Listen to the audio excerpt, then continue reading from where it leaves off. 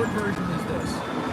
My father passed in 2017, and when he passed, I went through his personal effects, and I found these beautiful handwritten letters that he wrote to his parents in 1953 during the Korean conflict. He was in the army and stationed abroad.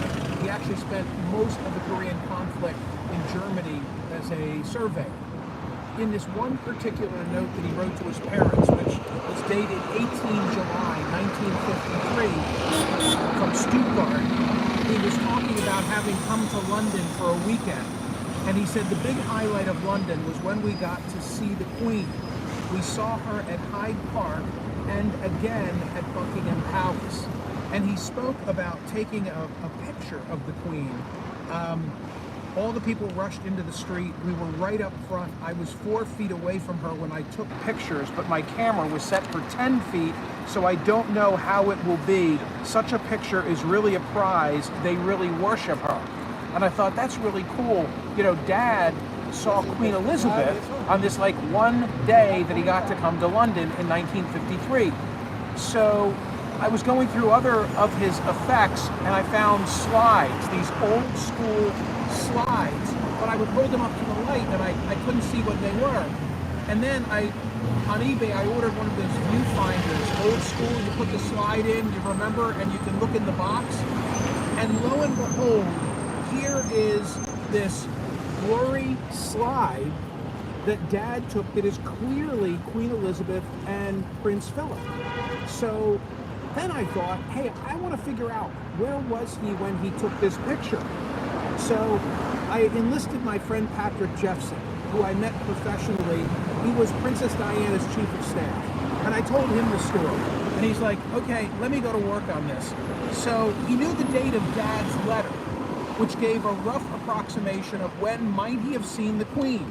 So Patrick went to the Times of London, and the column that they call the Court Circular, which lists all of the activities of the Queen, of the royals, I should say.